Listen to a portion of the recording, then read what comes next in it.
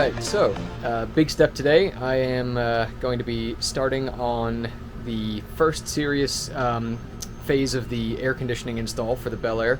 I've kind of put it off as long as I can, which, you know, I was afraid that if I started this project, it was going to take forever, and I've enjoyed driving the car, right? So I, you know, I've just kind of held off, but in the thick of summer, it's definitely time. So I'm going to be handling the project in phases. So first things first will be the underhood stuff.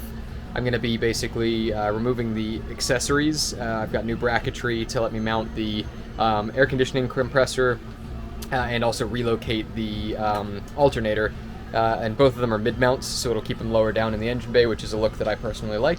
So yeah, anyway, follow along on the video. You'll see what I'm doing. It's going to show how to remove the basic accessories off a small block Chevy. I'm also going to be pulling the intake manifold. I'm going to be going through it again, kind of giving it a refresh, fixing a couple little quirks with it, and hopefully when it all goes back together, like every time, you know, we do a project, we want it to go back together and be better than it ever was. So yeah, follow along and see what's going on, and we'll go from there. I'm going to show you something cool in a sec here. Hang on.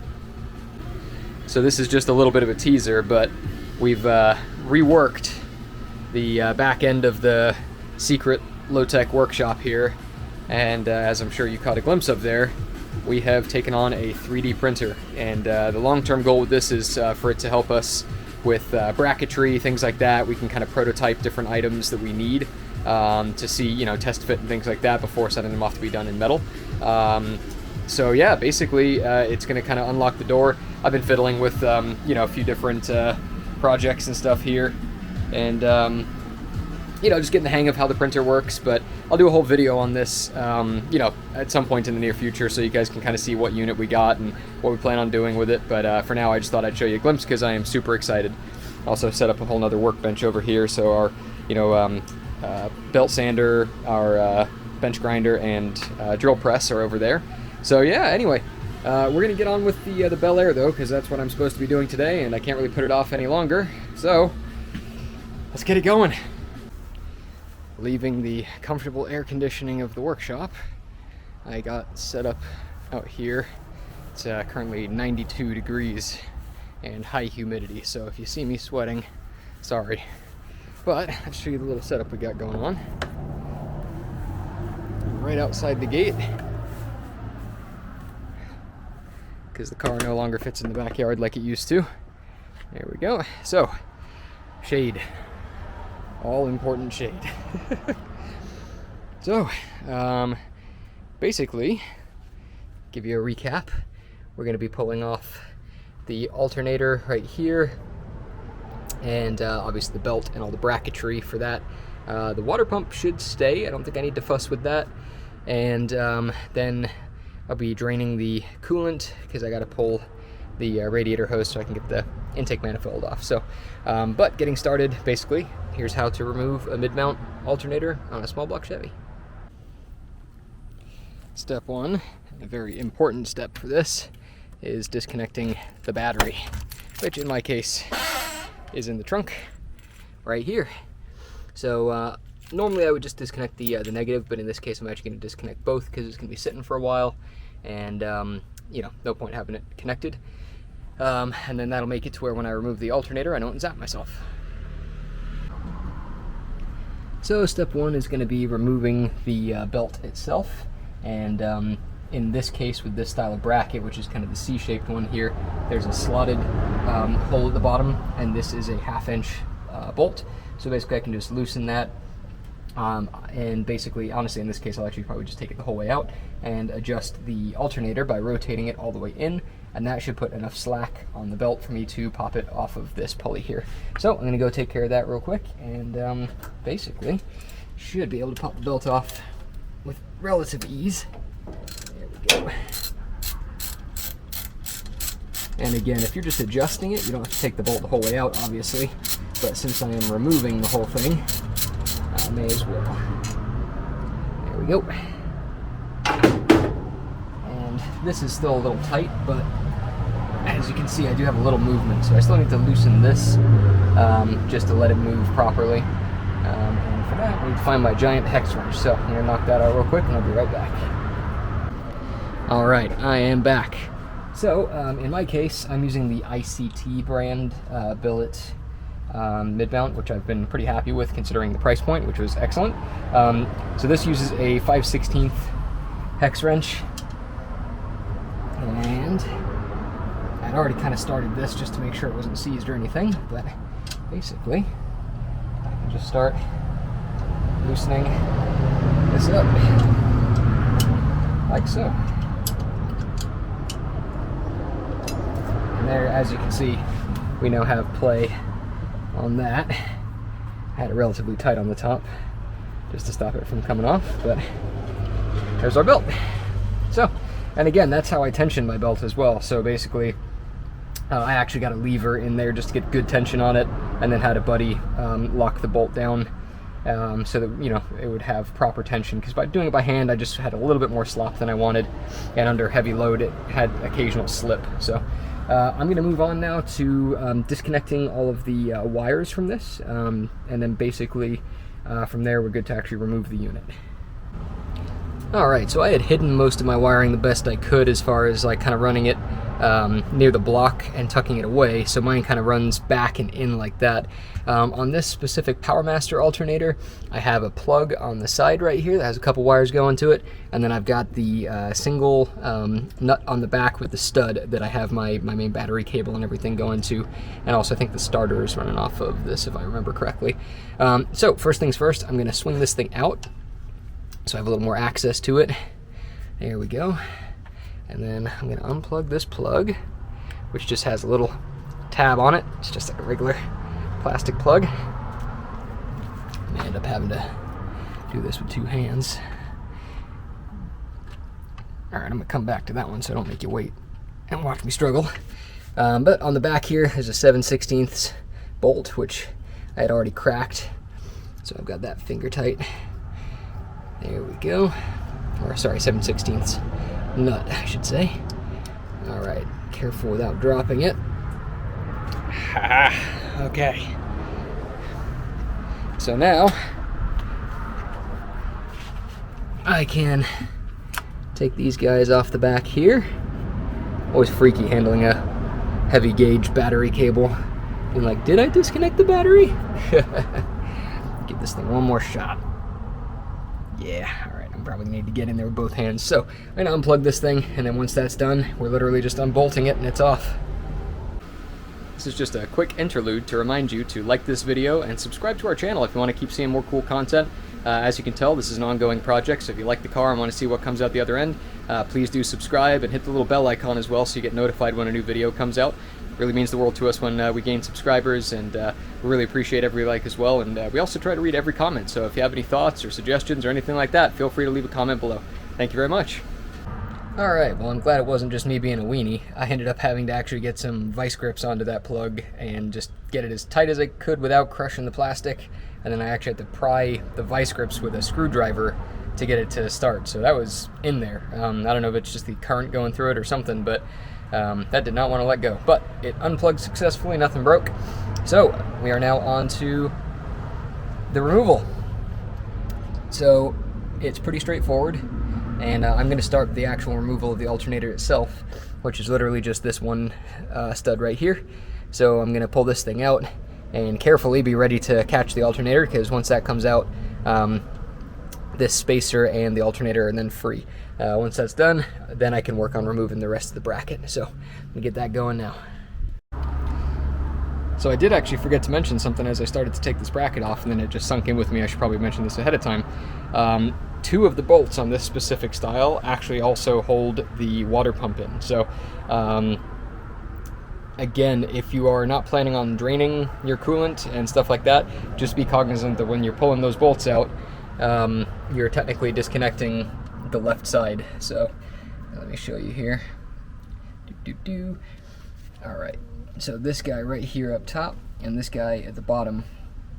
Oh, I lied actually, sorry. The bottom one just goes into the water pump body. There's still a regular water pump bolt in there. It's just this top one that goes the whole way through. So I was able to remove this middle one here. I'm going to remove this bottom one. And actually, I'm hopeful now that if I'm just taking the top one out, it probably won't leak, because I did seal it. So maybe not as bad as I thought.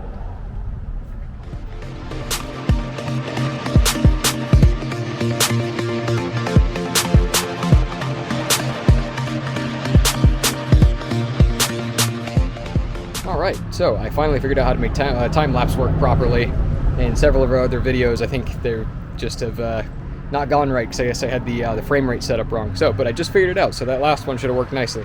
That being said, interesting discovery. The top bolt that does actually go through the water pump was actually pretty loose. It's why it's important to work on your stuff.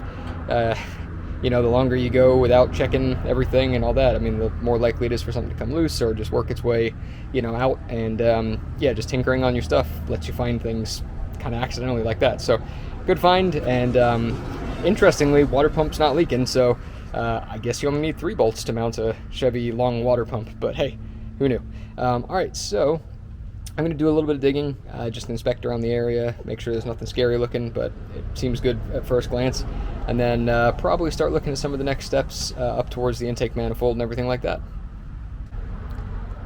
So the point of this exercise was not only to move the air conditioning project forward, but also to patch up a couple of things that just weren't perfectly done on the first run around with the car, right? So, you know, at the end of the day, this was a build that was kind of like my first time working on a small block. There were definitely some little things that I had to just kind of do to keep the project moving that weren't perfect. Definitely not like super sketchy, but you know, ones that I'm excited to kind of rework now I know a little better. Interesting thing, let me flip this thing around. So we're going to be relocating the alternator to the other side. So no matter what, I'm going to have to rerun the main battery cable to have it come up the other side of the car, along with the wiring for this plug. But I did discover, you know, it was tough working in tight confines. I don't know if you can see right here, my heat shrink tubing hadn't quite covered the whole thing from what it looks like. So I don't think that was really at risk of shorting because it's so far inboard, but you know, it just is not ideal, and I tend to try and do better work than that, so a little bit frustrating there. I feel like maybe the tubing shrank back slightly as I was heating it up. So there's that, and then I guess another thing that you can probably sort of see, this lower radiator hose, for a long time I ran the car without these bottom tins, and I put them back in and noticed right away that there was, you know, contact between the radiator hose and that tin. And, you know, I've driven it a little bit like that, but I don't want to keep doing that. So I'm going to probably pull the tins back out. Once I've drained the cooling system, I'm going to be doing that via this hose anyway. I'm going to pull this off and actually shorten the hose up here, which should just adjust the curve to where it avoids this tin and isn't making contact. So, yeah, so anyway, just a couple interesting little discoveries down in the area I've been working on. Moving on, I'm probably going to start on the top here with disconnecting like the springs, the linkage for the tri-power, probably the main throttle linkage, maybe even pull the distributor, and see if I get brave enough to do this today, but I might disconnect the fuel system as well, just to, you know, get the worst of the fuel drained out of it. We'll see how far I get. It's very hot, so this is definitely going to be a multi-part video. But yeah, anyway, get this thing started. So one other thing I did think about, I mentioned this in a previous video that I'd had issues with this linkage from Speedway Motors. And I guess it's not the linkage's fault per se, so actually I should rephrase that. It was these little arms here, and I think those came from like White Owl or something like that. The problem is they are a smooth inner bore, and they go onto a smooth shaft, and it relies on clamping force, and it just isn't quite strong enough to you know, to hold on, you know, for repeated use. So after a certain number of, you know, cycles, these things were able to move, and I actually had a pretty scary situation where the outer carbs got stuck open on me, and thankfully I was on a, you know, an open stretch of road, not many people around at all, and I was able to just kind of kill the motor and get over. But I don't want to do that again. So I had an idea of basically getting this thing on the drill press, and rather than relying on the silly little clamp part here, drilling a hole all the way through the little thing here and through the shaft. So I need to make sure my geometry is like 100% right, because once I do that, there's no going back. But I'm probably going to fiddle with that actually while it's still here on the car. Actually, you know what? No, I'm going to do that on the bench. Just make some extra work for myself by leaving that intact. But yeah, I think on the bench I will actually get this thing dialed in to where these little arms are in the right place, and then I can get these on the drill press and actually have like a set screw that locks them on. Once and for all, they should work just fine. So just figured I'd point that out. Again, it's important to me that you guys know that, you know, I'm not perfect, this car's not perfect, no one's car's perfect, right? I mean, I feel like there's guys out there with, you know, multi-$100,000 builds that probably are still not quite perfect. So don't feel bad if your car has quirks. I mean, just, you know, slowly work your way through them like anyone else, and you'll get them done. And I mean, it's been a long time coming for me to get into this phase of it. I always knew I would. But yeah, just a little positive message that, you know, don't feel bad if your car's got rust or little bits and pieces here and there you need to fix. Just get into it.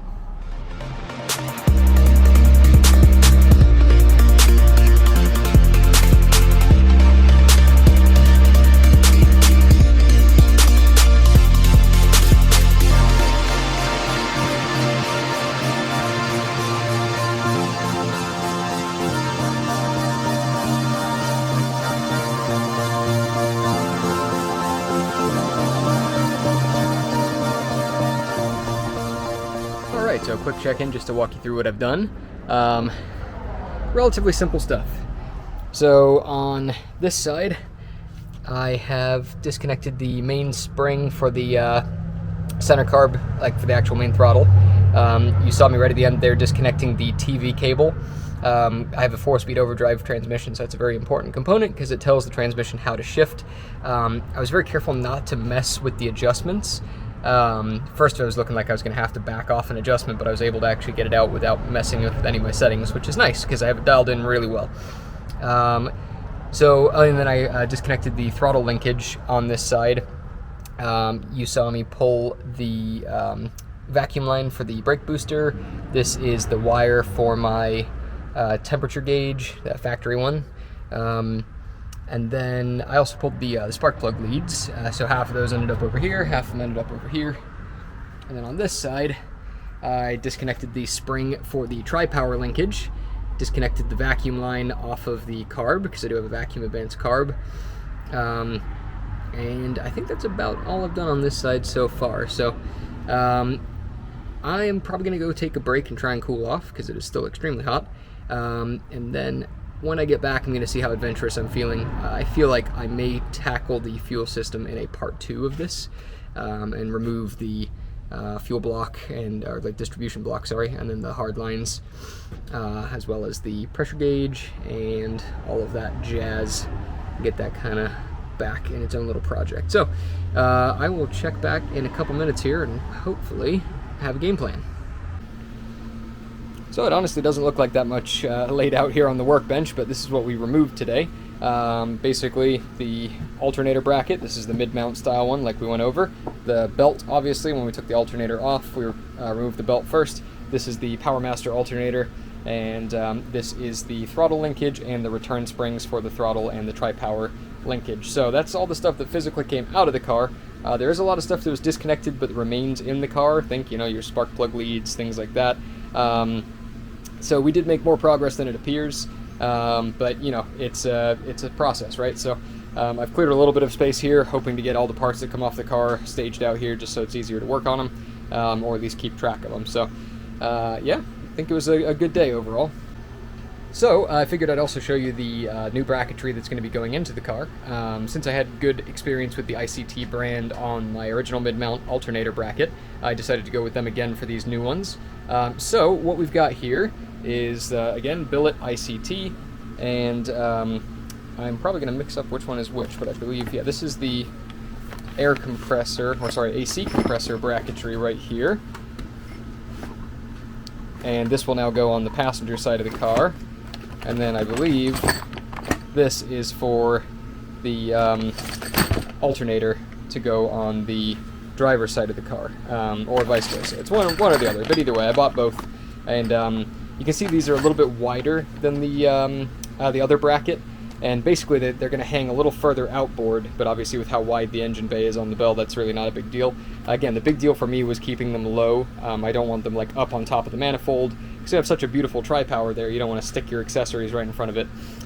So we're going to see in a later video how to actually put these things on, but I figured I'd at least introduce them to you to show you what I bought and give you a little reason as to why I bought them. So yeah, figured that would be handy. Alright guys, well that wraps up for today. I did decide that I was going to just drain the coolant and that was it. Honestly, didn't need to really show that per se. Just, put a catch pan underneath it and basically pull the bottom radiator hose.